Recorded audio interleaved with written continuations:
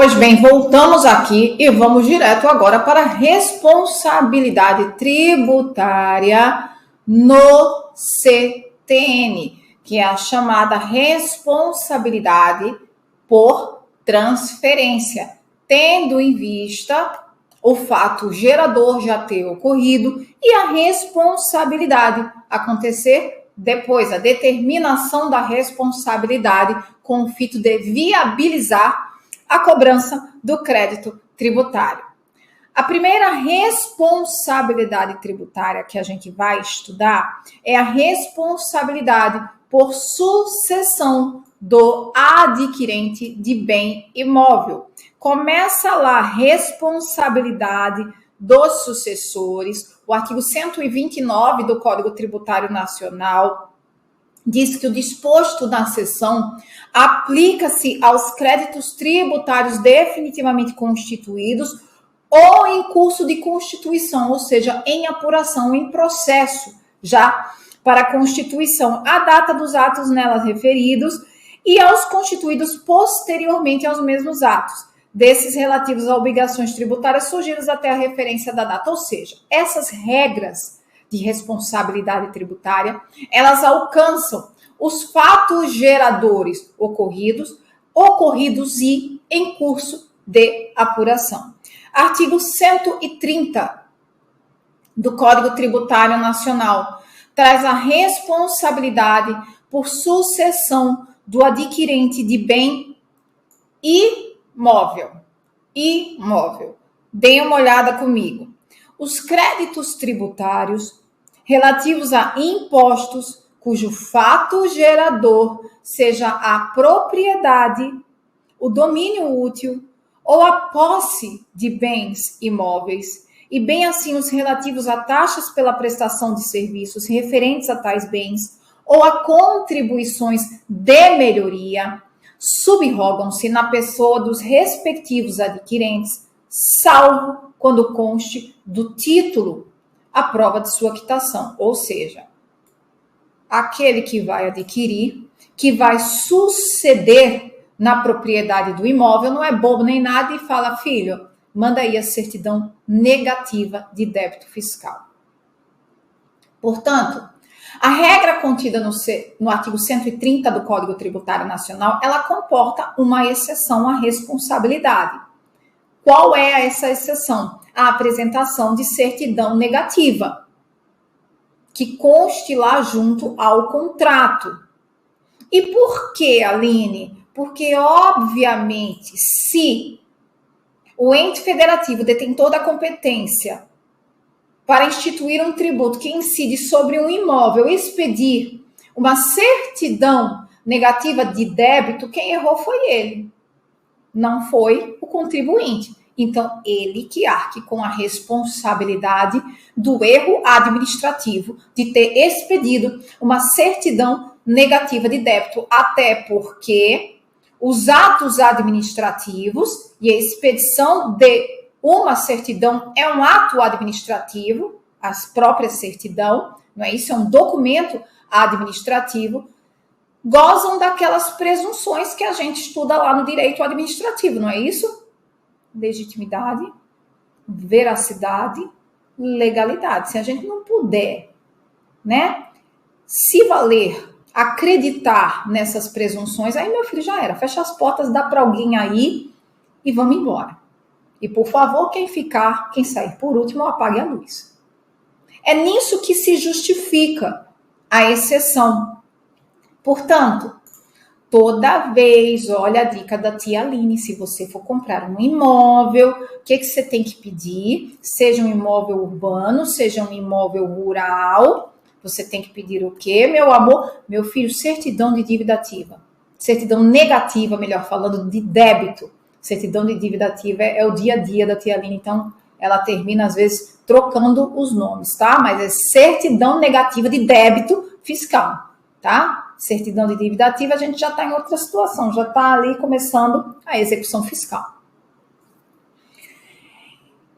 Se não houver a emissão dessa certidão negativa de débito, e aquele que adquire o imóvel sem tomar essa precaução for chamado pela Fazenda Pública para honrar com o débito devido, ainda que anterior ao negócio jurídico, ele tem que pagar. É isso que diz o artigo 130 do Código Tributário Nacional. Ó. Os créditos tributários relativos a impostos, cujo fato gerador seja a propriedade, o domínio útil ou a posse de bens imóveis, bem assim os relativos às taxas, né? Por exemplo, taxa de incêndio, pela prestação de serviços referentes a tais bens, ou contribuições de melhoria, subrogam-se na pessoa do respectivo adquirente. Se subroga-se na pessoa do respectivo adquirente, é porque ele vai dever do negócio jurídico para frente como contribuinte, porque ele passa a ser proprietário, e do negócio jurídico para trás como responsável tributário em face da aquisição do bem imóvel, vez que ele não tomou o cuidado de exigir do vendedor a certidão negativa de débito. Ficou claro isso daqui? Eu espero que sim.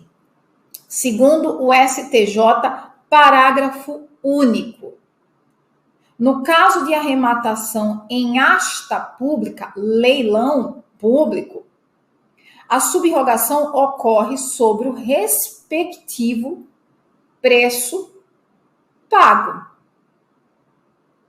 Ou seja, existem duas situações em que o Código Tributário Nacional trata para aquisição de bem imóvel: negócio jurídico e aquisição em leilão, na asta pública. Aquilo que a Fazenda recebe pelo pagamento de asta, pelo pagamento ali do leilão, por aquele que adquire o bem no leilão, está pago, não devendo ele mais nada. E segundo o STJ, a arrematação em asta pública exonera a responsabilidade do adquirente pelo pagamento do IPTU. Por quê? Porque ele já está pagando ali o preço que a Fazenda está cobrando. Não é isso que o Estado está cobrando em face do leilão. E a presunção é que aquele preço pago vai o quê? Pagar todo o tributo devido. Então, havendo a subrogação do crédito tributário sobre o preço pelo qual foi arrematado o bem. Artigo 130, parágrafo único do CTN, e aí recebe o imóvel tranquilo, calmo, para ser feliz. Entretanto, a previsão expressa no edital acerca da existência de débitos de IPTU sobre o imóvel arrematado transfere ao arrematante a responsabilidade pela sua quitação, o que não acarreta ofensa ao parágrafo único do artigo 130 do Código Tributário Nacional. Vamos entender? Vamos entender. O parágrafo único do artigo 130 do Código Tributário Nacional, ele diz que, no caso de arrematação em leilão, o preço pago, presume-se que o preço pago, ele honre o preço da coisa, do imóvel, bem como os tributos devidos, e ponto final. Vai se subrogar. Entretanto, isso só vale se o edital de leilão nada falar acerca dos tributos. Mas se o edital do leilão trouxer que há a existência de débitos de IPTU sobre o imóvel arrematado, isso quer dizer que, olha, o que você está pagando aqui é só pelo preço da coisa, no caso do imóvel, do bem, porque ainda tem o tributo, o débito do IPTU. Portanto, a previsão expressa no edital acerca da existência de débitos de IPTU sobre o imóvel arrematado transfere ao arrematante a responsabilidade pela quitação do referido IPTU. E isso não tem nenhuma ofensa, segundo o STJ, ao artigo 100, parágrafo único do artigo 130 do Código Tributário Nacional. E por quê? Porque eu tenho uma exceção que está excepcionando a regra. do artigo 130 e levada a conhecimento do arrematante. Responsabilidade por sucessão do adquirente de bem móvel. E por que se reconhece que aqui a gente está falando de bem móvel? Porque olha lá o que diz o artigo 131 do Código Tributário Nacional. São pessoalmente responsáveis. Só que, como a gente aprende isso, né, isso em termos de interpretação jurídica, o artigo 130, ele é expresso ao falar em imóveis. Portanto, no silêncio do 131, uma vez que o 130 fala de imóveis, obviamente, eu estou falando aqui de aquisição no 131.1 de bem móvel.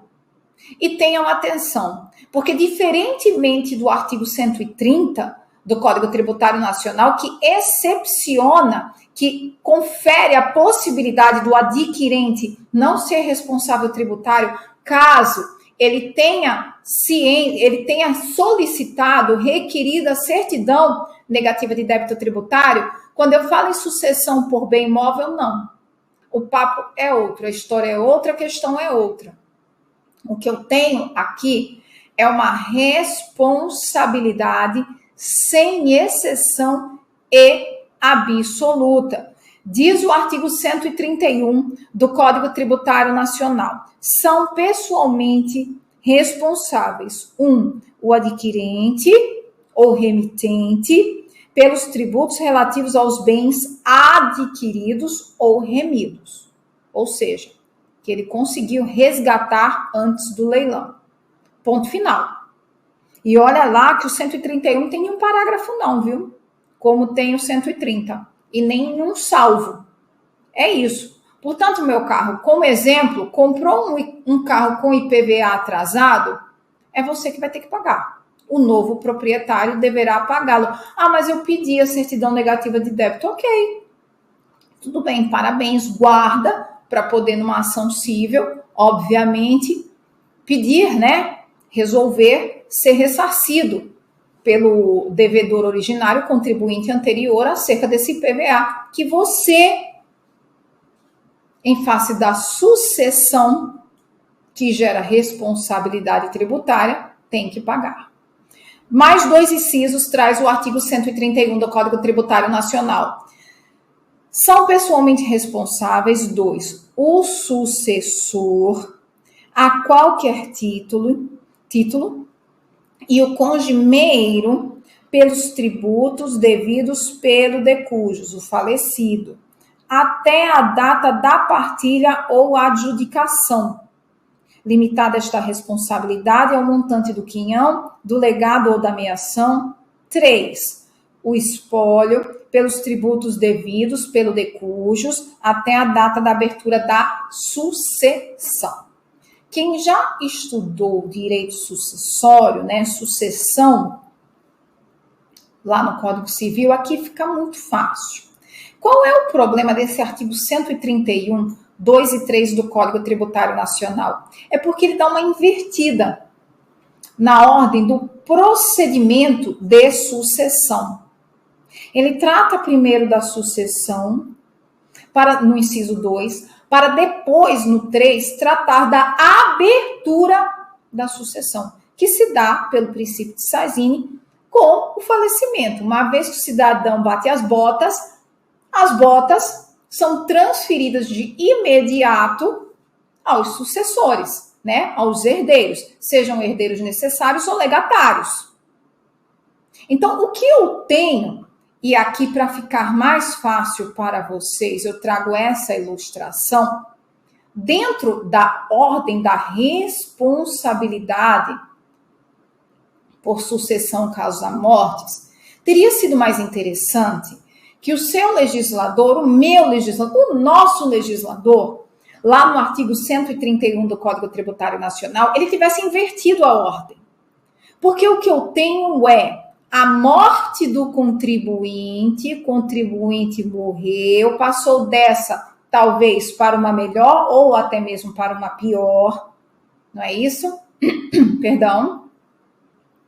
E uma vez que isso ocorre, né? Não é porque morre e vira anjo e deixa de dever tributo, não. De repente foi e deixou dívida tributária. Quem será responsável pelo pagamento da dívida tributária?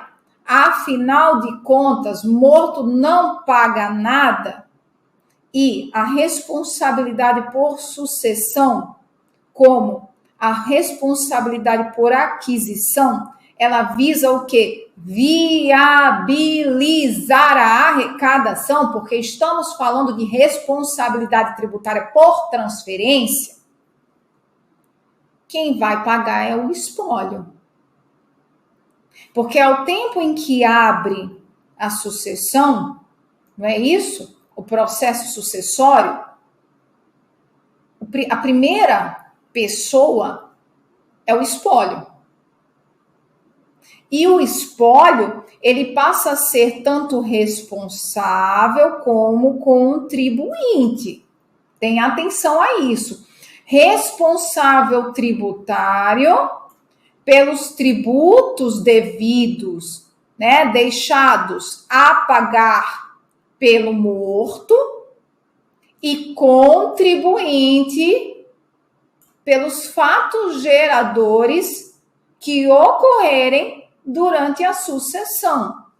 Afinal de contas, o cidadão faleceu, não é isso? E deixou carro, casa, fazenda, avião, de repente helicóptero. O homem era rico, tá entendendo? E quanto mais rico o cidadão, pode ter certeza, maior a confusão na sucessão.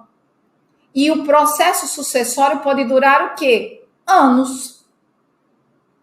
Fato gerador do imóvel que ele deixou 1º de janeiro. A fazenda vai suspender o fato gerador? Não, meu filho. Todo ano, digamos que o processo de sucessão dure 5 anos. Durante esses 5 anos, os imóveis, os veículos, seguirão em propriedade do espólio, não é isso? Ali para serem propriedade, arrecadados, melhor falando, pelo espólio, e o fato gerador segue acontecendo. E quem tem que recolher o tributo? O espólio. Nesse período é o espólio. Como que? Responsável? Não, como contribuinte. O cidadão morreu. Antes ele do que eu, acabou. Já era. No direito à morte, com tudo acaba. Com tudo acaba, inclusive com o dever de pagar tributo, com a capacidade tributária. Aí, não é de todo ruim. Depende, né? A gente quer seguir vivendo. A gente quer seguir pagando tributo, né? Porque é bom pagar tributo. Você paga tributo é porque você tem capacidade contributiva, né? Hoje eu estava em um lugar que eu falei, olha, quer saber? A gente tem que reclamar, não. A gente tem que dar graças a Deus por poder pagar. Não é isso? Inclusive tributo.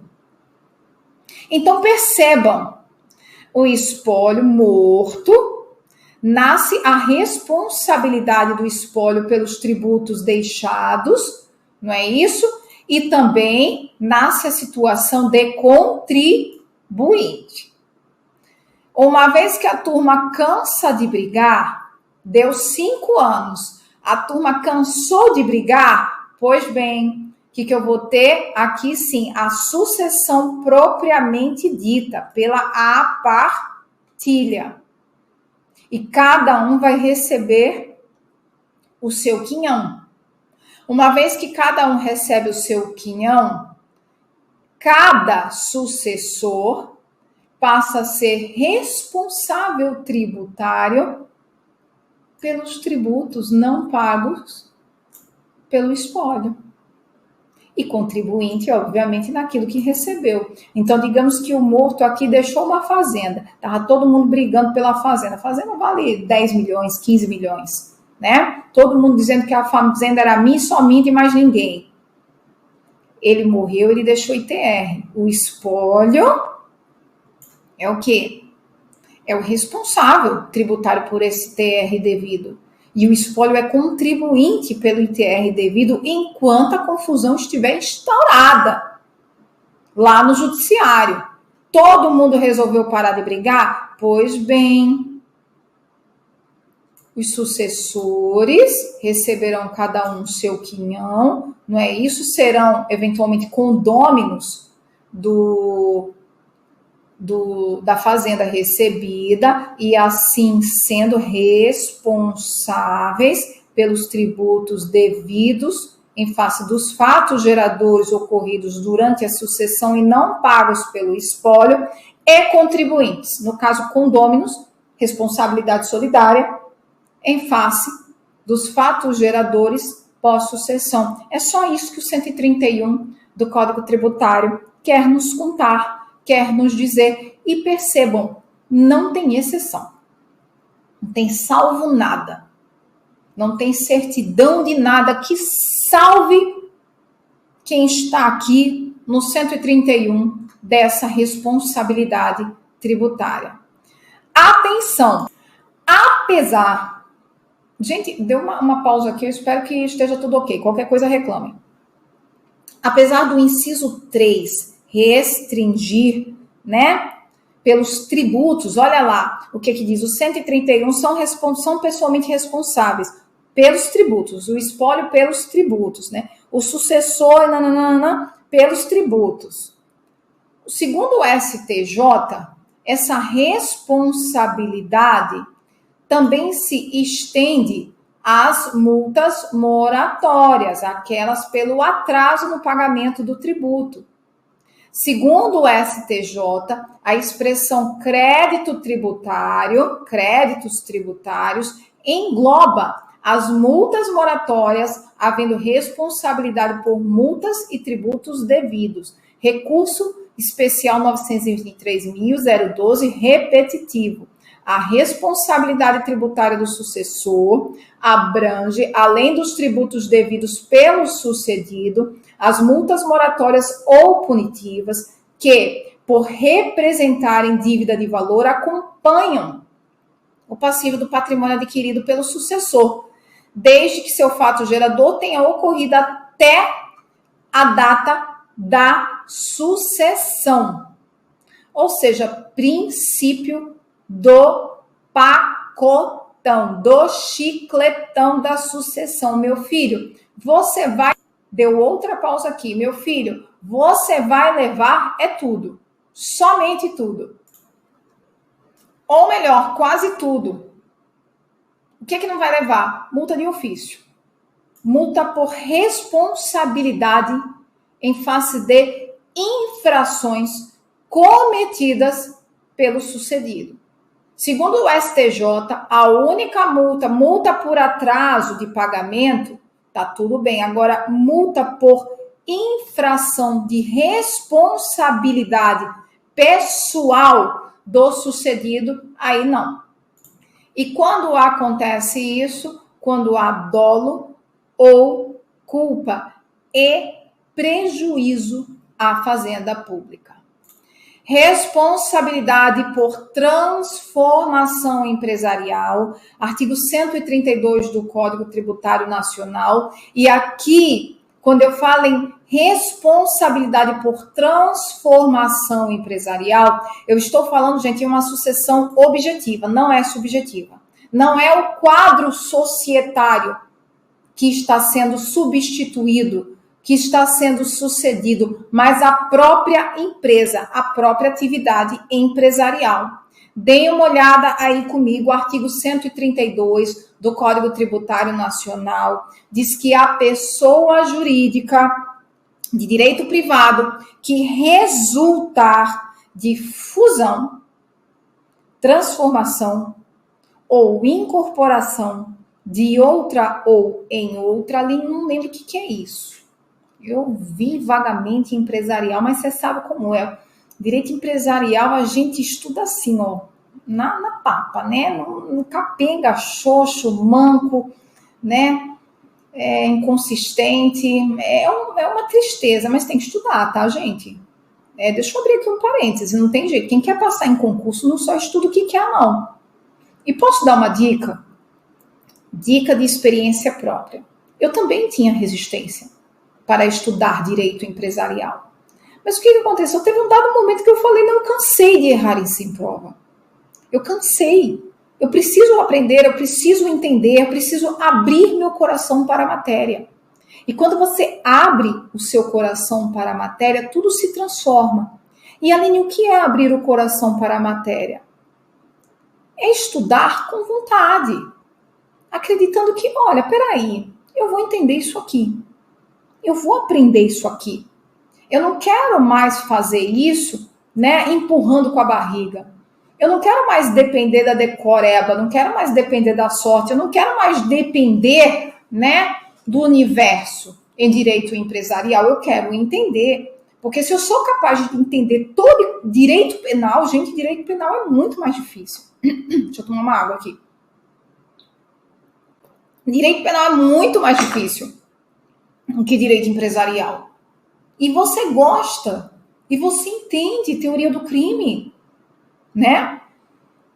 E por quê? Porque você tem um coração aberto ao direito penal. E direito empresarial é muito interessante. Então, tentem não resistir àquilo que se mostra necessário na sua vida. E aqui vale para tudo e qualquer coisa. Tá? Tô começando a filosofar, né? Não adianta, gente. Tudo aquilo que é necessário, se apresenta como necessário à nossa vida, não dá pra gente ficar criando resistência e achando que não, isso daqui, negligenciando, isso daqui eu posso negligenciar porque uma hora vai dar. Não, não vai dar. Você sempre vai estar passos atrás, se você não tomar essa consciência, de quem estuda direito empresarial na prova. Porque direito penal, civil, constitucional, administrativo, o basicão tá todo mundo voando. Tá todo mundo estudando. Agora, a matéria que a gente resiste, a matéria dita como chata, essa tá todo mundo negligenciando, deixando para depois, não, depois eu vejo. Não, começa amanhã, pelo que te desconforta. Porque a gente precisa aprender a lidar com os desconfortos. Estudar para concurso público já é uma fase bastante desconfortável da vida. Não tem jeito. Então, meu caro, como diz o ditado, você já está no inferno, dança com coisa ruim. Não tem jeito, tá? Vamos lá, voltando. Artigo 132. A pessoa jurídica de direito privado que resultar de fusão. O que é fusão? Quando eu tenho duas pessoas jurídicas se desconstituindo para virar uma, diferente das que já existiam. Transformação. Eu tenho a mesma pessoa jurídica com uma nova roupagem, se transformando em outra. Mas perceba, é a mesma pessoa jurídica. Ou incorporação, quando eu tenho uma pessoa jurídica, outra pessoa jurídica, e essa daqui vai tomar para si, absorver essa pessoa jurídica. Em todas essas situações, eu vou ter responsabilidade por transformação empresarial. E percebam, o que eu falei aqui todo o tempo foi da pessoa jurídica. Em nenhum momento eu falei de quadro societário. Não foi? Quem está se transformando é a pessoa jurídica. E aí, a fusionada ou fundida, como dizem alguns, a transformada ou a incorporada, né? Aqui incorporou, será responsável tributária por todos os tributos devidos pelas fusionadas, pela transformada e pela incorporada. Por todos os tributos devidos até a data da fusão, transformação e incorporação. E Aline, e por que até a data da fusão, da transformação e da incorporação? Porque daí para frente ela é o quê? Contribuinte. Eu tenho duas empresas, elas vão se fundir para se tornar uma, não é isso? Ambas deixaram dívidas tributárias. Essa aqui que se tornou uma, ela é o quê? Responsável tributária. Tanto por essa, como pelas dívidas dessa.